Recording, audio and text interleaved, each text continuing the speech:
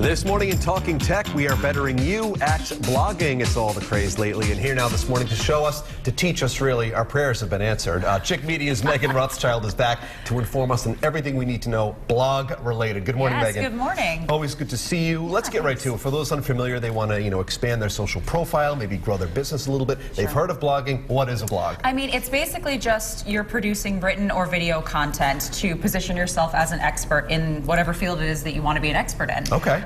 So it's usually housed on a website. Companies can do blogging. Individuals can do blogging. Some people make a living out of this. So it's really sort of what level you want to get engaged with. It really is a great opportunity to grow, essentially, as I alluded to in the first setup there, because, everyone is on their mobile devices nowadays. Right. And whatever you're interested in, there probably is something out there for you. Oh, 100%. There's blogs on fashion and cooking and interior design and architecture. And I mean, you name it, there's somebody writing about it. So it's definitely a good way to learn more if you want to read, but also express if you're interested in a hobby, or again, if you want to do this as a profession, you can do that as well. Fashion and cooking being two of my favorite things. Yeah, exactly. Yes.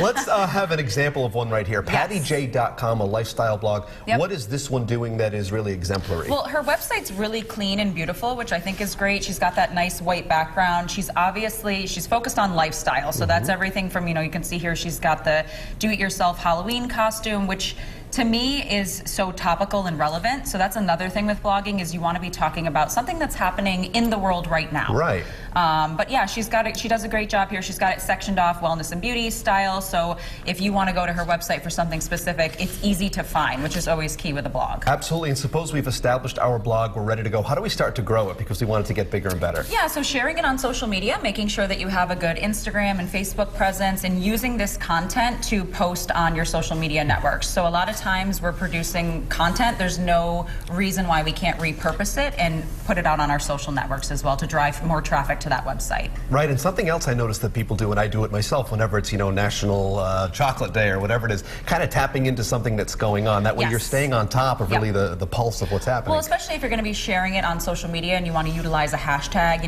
like National Dog Day always gets a great buzz, so writing and blogging about your dogs and then using that hashtag. So that's just ways to contribute to the conversation. And the beauty of this is whatever is happening that day or whatever is in the news, if it pertains to your particular interests, you can get it out there right away. You don't really have to wait, and you can tap right into it. Yeah, I mean, if you're a good writer and you can produce something relatively quickly, if you haven't pre-planned. But I think with good blogging, you want to sort of lay out your editorial calendar for whether it's the month or 6 months, a year, however you want to do it, and sort of know what your targets are going to be, because with any blog, you should also have really good images as well. Yeah, pictures are key. Everyone just gravitates right towards the image. Especially if you're going to be sharing on social media. If you're going to put that on Instagram, you want to have a really compelling and captivating image that will encourage people to click to read more. So I shouldn't use pictures of my face.